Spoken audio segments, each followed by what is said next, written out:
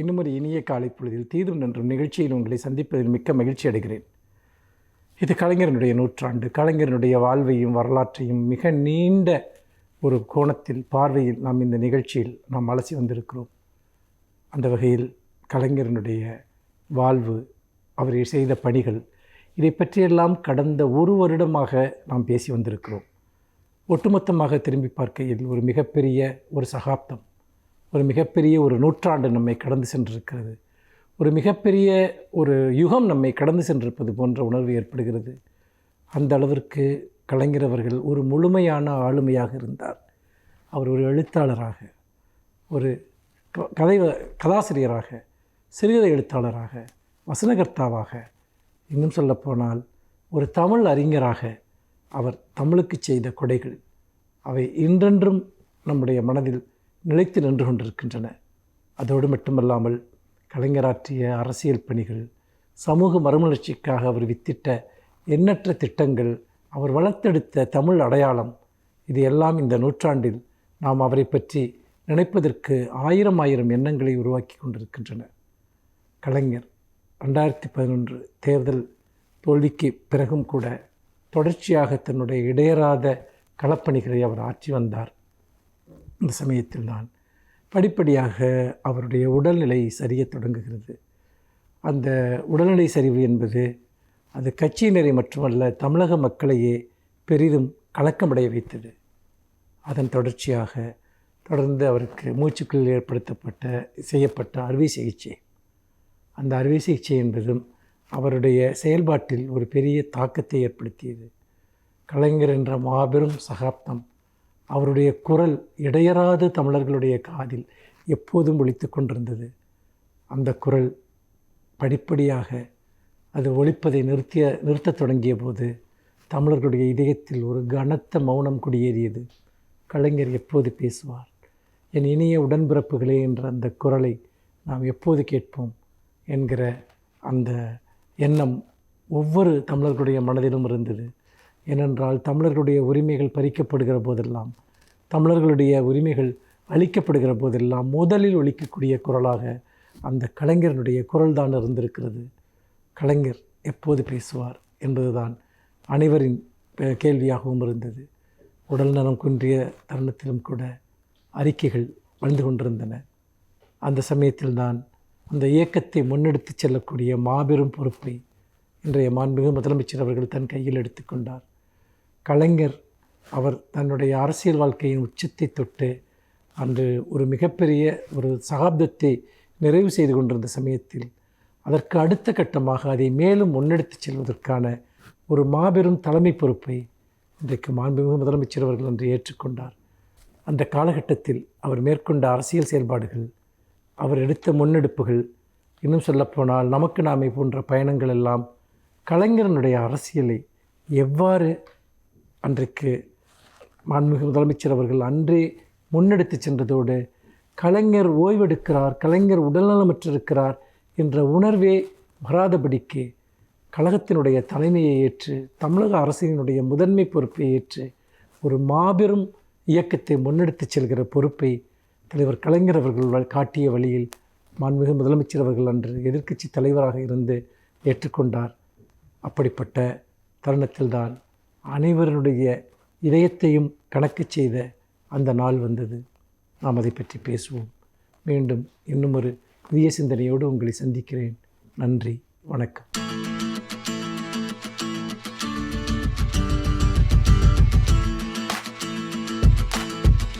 வணக்கம் நண்பர்களே.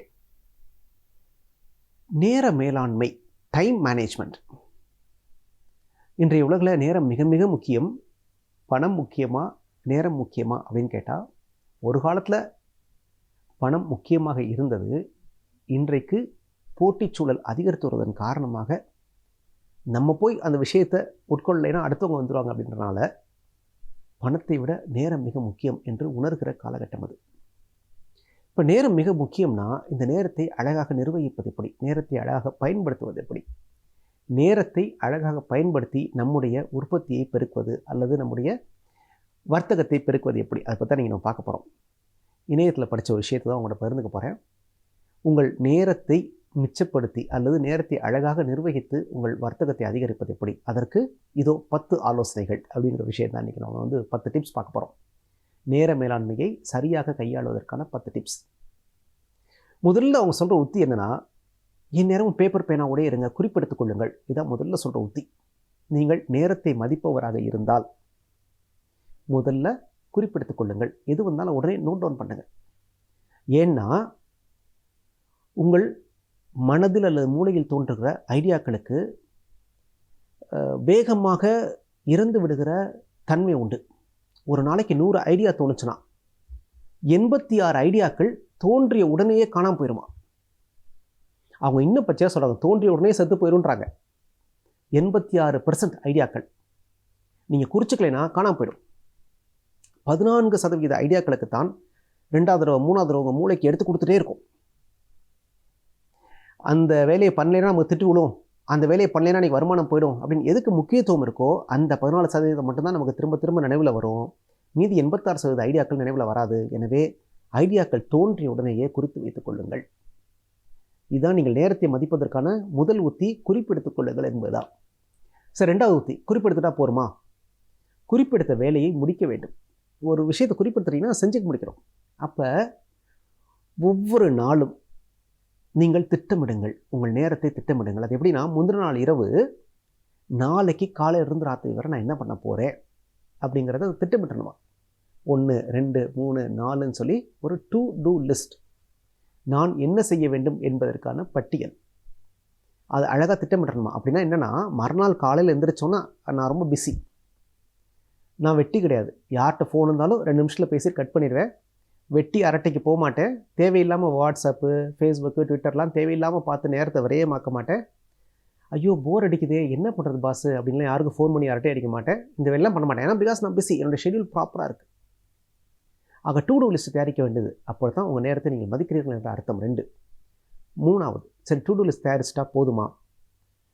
முக்கியமாக நேரத்தை மதிப்பவர்கள் அதிகாலையில் வேகமாக எழுகிற பழக்கத்தை கொண்டவர்களாம். நீங்கள் வாழ்க்கையில் வெற்றி பெறணும்னா உங்கள் நேரத்தை மதிக்கணும். நேரத்தை மதிக்கணும்னா காலையில் வேகமாக எழுந்திரிக்க சொல்கிறாங்க. எவ்வளோக்கு எவ்வளோ வேகமாக எழுந்திரிக்கிறீங்களோ அவ்வளோக்கு அவ்வளவு உங்களுக்கு வாழ்க்கை ஃப்ரெஷ்ஷாக தொடங்குவான். காலையில் 4 மணி 5 மணிக்கு அல்லது 6 மணிக்கு உங்கள் போட்டியாளர்கள் எந்திரிக்காத நேரத்தில் நீங்கள் எந்திரிச்சு உங்கள் வேலையை தொடங்கிடணும் அல்லது உங்கள் சிந்தனையை தொடங்கிடணும். நீங்கள் இயங்க தொடங்கிடணும், அதான் முக்கியம்.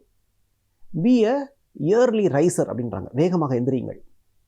சரி, 4வது, இடையில கொஞ்சம் பிரேக் எடுத்துங்க. அன்றைக்கி முழு நாளும் ஆக்டிவாக இருக்கணும்னு அவசியம் இல்லை. கொஞ்சம் இடையில ஒரு 10 மினிட்ஸ் 15 மினிட்ஸ் பிரேக் எடுத்துங்க. பிரேக் எடுத்துகிட்டு உங்களுக்கு மனசுக்கு பிடிச்ச வேலையை பண்ணலாம், தப்பு இல்லை. அதையும் நீங்கள் லிஸ்ட்டில் நோட் பண்ணி வச்சுக்கலாம். எனக்கு இது இன்டர்வல், இது பிரேக்கு நோட் பண்ணி வச்சுக்கலாம். அப்படி இருந்தால் இன்னும் கொஞ்சம் ஃபாஸ்ட்டாக ஓடுறதுக்கான எனர்ஜி கிடைக்கும் அப்படின்றாங்க. சரி, அப்புறம் முக்கியமான விஷயம், மல்டி டாஸ்கிங்காக இருக்காதீங்க. எல்லாத்தையும் பண்ணணும் ஒரே நேரத்தில், அதை பண்ணுவேன் இதை பண்ணுவேன் எப்படி பண்ணுவேன், நான் ஃபோன் பேசிகிட்டே இதை எழுதிக்கிட்டே இதை யோசிச்சுக்கிட்டே, இதெல்லாம் வேலை கணக்காது. ஃபோன் மட்டும் பேசுங்க, இல்லை எழுத மட்டும் செய்யுங்க, ஏதாவது ஒன்று மட்டும் பண்ணுங்கள். மல்டி டாஸ்கிங் பண்ணுறப்ப என்ன ஆகுதுன்னா எல்லாம் பாதியில் நிற்குமா. மைண்டுக்கு நமக்கு திறமை இருந்தால் கூட மைண்டு மல்டி டாஸ்கிங்க்கு ஒத்துக்காதான். நீங்கள் வெளிநாட்டுக்காரங்களாம் பார்த்தீங்கன்னா ஒரு வேலையை எடுத்தால் ஒரு வேலையை மட்டும் பார்ப்பாங்க. அந்த மாதிரி நீங்கள் பிளான் பண்ணுறப்ப மல்டி டாஸ்கிங்க்கு பிளான் பண்ணாமல் ஒரு வேலையை மட்டும் எடுத்து அதில் ஃபோக்கஸ்டாக ஒர்க் பண்ண முடியுமான்னு பாருங்கள். 6வது, நீங்கள் எந்த வேலையை எடுத்தாலும் அதுக்கு ஒரு டெட்லைன் வைங்க. நான் அந்த வேலையை எத்தனாம் தேதிக்குள்ளே அல்ல இத்தனை மணிக்குள்ளே இதை முடிச்சிடணும் அப்படின்னு ஒரு முடிவு எடுத்திங்கன்னா தான் அந்த வேலையை முடிக்க முடியுமா. பார்ப்போம் பாஸ் என்ன இப்போ எடுத்துட்டோம் முடிப்போம் அப்படின்னு ஃபைலை ஓப்பன் பண்ணிட்டு போட்டு போகிறல அர்த்தமே இல்லையா. டெட்லைன் வைக்க வேண்டியது ரொம்ப ரொம்ப முக்கியன்றாங்க. அடுத்து 7வதாக குறிப்பாக அவங்க என்ன சொல்கிறாங்க, ஒரு மீட்டிங் போனீங்கன்னா make most out of the மீட்டிங்கிறாங்க. ஒரு மீட்டிங் போனீங்கன்னா எவ்வளோக்குள்ள அந்த மீட்டிங் மூலம் நீங்கள் சாதிக்க முடியுமோ சாதிச்சுட்டு வந்துடுங்க. இன்றைக்கி இதை பார்த்துட்டோம் மீதி நாளைக்கு பார்ப்போம் பாஸ் அப்படின்னு எந்திரிச்சு வந்துடாதீங்க. அன்னைக்கே அப்போயே எவ்வளோ பேசி முடிக்க முடியுமோ, முடிஞ்சால் ஒரு டீலோட கடைசியில் எனக்கு வர முடியுமா வந்துடுங்க. Make most out of the meeting. எல்லா நேரத்தை மதிப்பு எல்லா மனிதர்களும் முடிந்தவரை ஒரு மீட்டிங்லேயே எல்லாத்தையும் முடிக்க ட்ரை பண்ணுகிறார்கள். அப்போ அவ்வளோ ப்ரிப்பரேஷனோடு போகணும், அதான் அதில் முக்கியம். அவ்வளோ ப்ரிப்பரேஷனோடு போய் நமக்கு என்ன தெளிவு என்ன வேணுன்ற தெளிவு இருந்ததுன்னா அந்த மீட்டிங்கில் நம்மளால் நிறைய சாதிக்க முடியும். அதை செய்கிறார்கள் வெற்றியாளர்கள். ஆக அதை நாம் செய்ய முடியுமான்னு பார்க்கணும். 8வது, தெர் இஸ் நோ எமர்ஜென்சி இந்த life, there is no urgency இந்த லைஃப்ன்றான். அறக்க பறக்க பண்ணுற வேலையே கிடையாது. நீங்கள் திட்டமிட்டுட்டிங்கன்னா நிதானமாக பண்ணலாம். தள்ளி தள்ளி போடுறவங்களுக்கு தான் அந்த அர்ஜென்சி எமர்ஜென்சி எல்லாம் வரும். திட்டமிடுகிற போது அர்ஜென்சி என்பதே உங்கள் வாழ்க்கையில் எதுவுமே கிடையாது. முன்கூட்டியே திட்டமிடுவதால் கடைசி நேர வேலை என்றதற்கும் நீங்கள் ஓட வேண்டிய அவசியம் கிடையாது. அடுத்து 9வது, always clean your inbox, make your inbox clean. இப்போ அப்படின்னா என்ன அர்த்தம்னா, நீங்கள் இமெயில் செக் பண்ணிங்கன்னா இன்பாக்ஸ் ஒன்று இருக்கும். அதில் ஒரு 100 மெயில் இருந்ததுன்னா உங்களுக்கு மைண்டே செக் பண்ணலாம், மைண்டே ஓடாது. எந்த மெயிலில் செக் பண்ணுறது, எதுக்கு வேலை பார்க்குறதுலாம் இல்லாமல் உடனே எல்லா மெயிலையும் கிளியர் பண்ணிட்டே இருக்கணுமா. உங்கள் டேபிளில் என்ன ஃபைல் வந்தாலும் உடனே கிளியர் பண்ணுமா. எப்போயுமே உங்கள்கிட்ட இருக்கக்கூடிய வேலைகளை முடித்துக்கொண்டே இருக்க வேண்டுமா. தள்ளி தள்ளி போடுவது அர்த்தம் இல்லை. அதுக்கு ஒரு நேரத்தை ஒதுக்கி முடிச்சிடணும். அது ரொம்ப முக்கியம். 10வது, ரீபில்ட் யுவர் ஹேபிட். இந்த பழக்கத்தை தொடர்ந்து திரும்ப திரும்ப திரும்ப திரும்ப பண்ணிகிட்டே இருந்தோம்னா இது நமக்கு கைகூடிடும். நேர நிர்வாகம் என்பது ஒரு பயிற்சியாக இல்லாமல் வாழ்க்கையின் ஒரு அம்சமாக மாறிடும் அப்படிங்கிறாங்க. இதுதாங்க விஷயம். ஆக நீங்கள் நேரத்தை மதித்தீர்களேயானால், உங்கள் நேரம் உங்களுக்கு முக்கியம் என்று கருதப்படுமேயானால், நீங்கள் வாழ்க்கையில் வெற்றி பெற வேண்டும் என்று எண்ணினீர்களேயானால், உங்கள் நேரத்தை அழகாக திட்டமிட்டு வைத்துக் கொள்ளுங்கள். அது முதல்ல குறிப்பிடுங்க அழகாக. 2வது டு-டூ லிஸ்ட்டை ரெடி பண்ணுங்கள். 3வது எல்லா வேலைக்கும் டெட்லைன் நோட் பண்ணுங்கள். 4வது காலையில் வேகமாக எழுந்திரிங்க, அதிகாலையில் வேகமாக எழுந்திரிங்க. 5வது இடையில கொஞ்சம் கொஞ்சம் பிரேக் எடுத்துக்கங்க. 6வது மல்டி டாஸ்கிங் பண்ணாதீங்க, எல்லா வேலையும் ஒரே நேரத்தில் பண்ண இழுத்து போடாதீங்க. 7வது ஒரு மீட்டிங் போனீங்கன்னா அதில் நிறைய விஷயங்களை முடிச்சுட்டு வந்துடுங்க. ப்ரிப்பேர் பண்ணிட்டு போனீங்கன்னா நிறைய சாதனைகளை முடிச்சுட்டு வந்துடலாம். 2-3 மீட்டிங் போக வேண்டிய அவசியம் இருக்காது. 8வது எப்பயுமே உங்கள் இன்பாக்ஸை, அதாவது உங்கள் மெயில் செக் பண்ணக்கூடிய இன்பாக்ஸை கிளியர் பண்ணுவீங்க. Like that. இப்போ உங்களுக்கு இதெல்லாம் நீங்கள் என்ன நினச்சாலும் ஒரு டேபிளை கிளியர் பண்ணி வைக்கிறது, என்ன ஃபைல்ஸ் வந்தாலும் உடனே கிளியர் பண்ணி வைக்கிறது அப்படிலாம் வைங்க. 9வது உங்கள் வாழ்க்கையில் அர்ஜென்சி அப்படிங்கிற வார்த்தைக்கு இடம் இல்லாத அளவுக்கு பார்த்துக்கங்க. ஒரு விஷயம் நெருக்குகிற போது தான் நான் வேலை பார்ப்பேன் இல்லாமல் அப்பப்போ திட்டமிட்டுட்டிங்கன்னா அந்த பிரச்சனை கிடையாது. 10வது இந்த பழக்கத்தை தொடர்ந்து பழங்கினீங்கன்னா, ரீபில்ட் யுவர் ஹேபிட், தொடர்ந்து இதை கை கொண்டீங்கன்னா வாழ்க்கையின் ஒரு அம்சமாக இது ஆகிவிடும். நேர நிர்வாகத்தில் நீங்கள் வித்தகராவீர்கள், வாழ்க்கையில் வெற்றி பெற முடியும். நன்றி, வணக்கம்.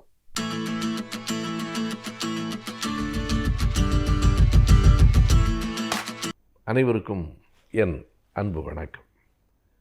பல ஆண்டுகளுக்கு முன்பு வர்க்க போரின் வரலாற்று நாயகர்கள் என்னும் ஒரு புத்தகத்தை கோவை கனகராஜ் எழுதியிருக்கிறார். சென்னை தேனாம்பேட்டையில் இருக்கிற பாரதி புத்தகாலயம் அதை வெளியிட்டிருக்கிறது. நம் இந்தியாவிலேயே நடந்து போன வர்க்க அடிப்படையிலான போராட்டங்கள் மிகச் சரியாக ஆவணப்படுத்தப்பட்டிருக்கின்றனவா என்று நம்மால் உறுதியாக கூற முடியவில்லை. ஆனால் அந்த போராட்டங்கள் முழுவதையும் விரிவாக இல்லை என்றாலும் இயன்ற வரையில் சுருக்கமாக சில போராட்டங்கள், பிறகு சில போராட்டங்களில் பங்கு கொண்ட அந்த வரலாற்று நாயகர்கள் என்பதாக அந்த புத்தகம் தொகுக்கப்பட்டிருக்கிறது. இந்த புத்தகம்தான் தொடக்க நிலையில் படித்து அறிந்து கொள்வதற்கு வசதியாகவும் இருக்கிறது என்று சொல்ல வேண்டும். ஒரு கையூர் தியாகிகளினுடைய வரலாறு முதல் இயலில் சொல்லப்படுகிறது. தெலங்கானா போராட்டம் வருகிறது. பல போராட்டங்களை பற்றிய குறிப்புகள் நூலில் இருக்கின்றன. இந்த தெலங்கானா போராட்டம் என்றால் அதை ஓரளவுக்கு நாம் கேள்விப்பட்டிருக்கிறோம். முழுமையாக அந்த போராட்ட வரலாற்றை நாம் அறிந்திருக்கிறோமா என்று சொல்ல முடியாது. ஆனால் அந்த பெயரையாவது கேள்விப்பட்டிருக்கிறோம். ஆனால் கையூர் தியாகிகள் என்று சொன்னால் எவ்வளவு பேருக்கு அந்த செய்தி போய் சேர்ந்திருக்கும் என்று தெரியவில்லை. கையூர் என்பது ஒரு சின்ன கிராமம். இன்றைய கேரளாவின் வடமேற்கு பகுதியில், அதாவது கர்நாடகத்தினுடைய எல்லையில் இருக்கிற ஒரு ஊர். அங்கே அந்த மங்களாபுரம் என்கிற இடத்திலிருந்து இன்னொரு செருவத்தூர் என்கிற ஊருக்கு அங்கிருந்து அங்கே ஓடிக்கொண்டிருக்கிற அந்த தேஜஸ்வினி ஆற்றை கடந்து போனால் இருக்கிற ஒரு சின்ன கிராமம்தான் கையூர். வரலாற்றில் அல்லது வரைபடத்தில் தேடி கண்டுபிடிக்க வேண்டிய அந்த கையூர் என்கிற கிராமம் ஒரு மிகப்பெரிய விவசாயிகளின் போராட்டத்தால் இந்தியா முழுவதும் அறியப்பட்ட ஊராக ஆயிற்று. 1939 41 வரைக்கும் நடைபெற்ற அந்த போராட்டங்கள் பிறகு நீதிமன்றத்தில் வழக்கு தொடுக்கப்பட்டு 43 தீர்ப்பு வந்தது. அந்த போராட்டம் எப்படி தொடங்குகிறது? அந்த கையூர் கிராமம் முழுவதும் விவசாய கூலிகள், 2 மிகப்பெரிய நிலப்பண்ணையார்கள். ஒருவர் நம்பூதிரி பார்ப்பனர், இன்னொருவர் நம்பியார். அந்த 2 பேரிடத்திலே தான் அந்த ஊர் முழுவதும் இருக்கிற வயல்வெளிகள் இருக்கின்றன. அங்கே இருக்கிற மக்களெல்லாம் விவசாய கூலிகளாக இருக்கிறார்கள். அவர்களுக்குள் ஒரு சங்கம் ஏற்படுத்தப்பட்டு அந்த சங்கத்திற்கு சிறுகுட்டன் என்பவர் செயலாளராகி, அங்கே இருக்கிற அப்பு என்கிற ஓர் இளைஞர் அதற்கு தலைவராகி, அந்த சங்கத்தை நிறுவுகிறார்கள். அந்த சங்கத்திற்கு பல இளைஞர்கள் வந்து சேர்கின்றனர். அவர்களுக்கெல்லாம் இந்த இந்த சிந்தனையை விதைத்தவர் யார் என்றால் அங்கே இருந்த ஒரு பள்ளிக்கூடத்தினுடைய ஆசிரியர். அவரிடத்தில் இருந்துதான் இந்த கருத்துக்களை பெற்று போராட்ட உணர்வு பெற்று விவசாய கூலிகளின் சங்கம் என்று ஒன்று நிர்மாணிக்கப்படுகிறது. அப்புவின் வீடு தான் அலுவலகம், சிறுகூட்டல் தான் செயலாளர். பிறகு வந்து சேர்கிற மிக வலிமையானவர்கள் யார் என்று பார்த்தால் அபுபக்கர் என்று ஒருவர், குஞ்சாம்பு என்று இன்னொருவர். இந்த 4 பேருமாக சேர்ந்து அந்த சங்கத்தை கட்டமைக்கிறார்கள். அந்த சங்கத்தை கட்டமைத்ததே தவறு என்று அங்கு இருக்கிற நிலப்பிரபுக்கள் ஆங்கிலேய அரசிடம் சொல்ல, ஆங்கிலேய அரசு அதனை விசாரிக்கிறது. நாங்கள் சட்டப்படி தான் எல்லாவற்றையும் செய்கிறோம், முறைப்படி பதிவு செய்திருக்கிறோம், இதில் ஒன்றும் சட்ட மீறல் இல்லை என்று இவர்கள் விளக்கியதற்கு பிறகு ஆங்கிலேய அரசு தலையிடவில்லை. ஆனாலும் அவர்கள் தொடர்ந்து பேரணிகளை நடத்தி கொண்டிருக்கிறார்கள். மக்களிடம் தங்களுக்கான கோரிக்கைகளை கொண்டு செல்கிறார்கள். அத்தனை பேரும் சேர்ந்து போராட வேண்டும் என்கிற உணர்வை உருவாக்குகிறார்கள். இதை அங்கே இருக்கிற பண்ணையார்களால் பொறுத்து கொள்ள முடியவில்லை. பண்ணையார்களுக்கு பாதுகாப்புக்கு என்று காவலர்கள் நியமிக்கப்பட்டிருக்கிறார்கள். அதில் சுப்பையன் என்ற ஒரு காவலர். அந்த காவலரை இவர்கள் முடுக்கிவிட்டு அந்த பேரணியை தடுத்து நிறுத்து என்று சொன்னவுடன் தான் ஒரு போலீஸ்காரன், ஒரு ஆளாக இருந்தாலும் அத்தனை பேரும் தனக்கு பயப்படுவார்கள் என்று கருதி சுப்பையன் அந்த பேரணியை மிரட்ட, பேரணி கோபம் கொண்டு அவன் மீது பாய, அச்சப்பட்டு அந்த சுப்பையன் அந்த இடத்திலிருந்து ஓடி தேஜஸ்வி ஆற்றில் குதித்து நீச்சல் தெரியாமல் இறந்து போகிறான்.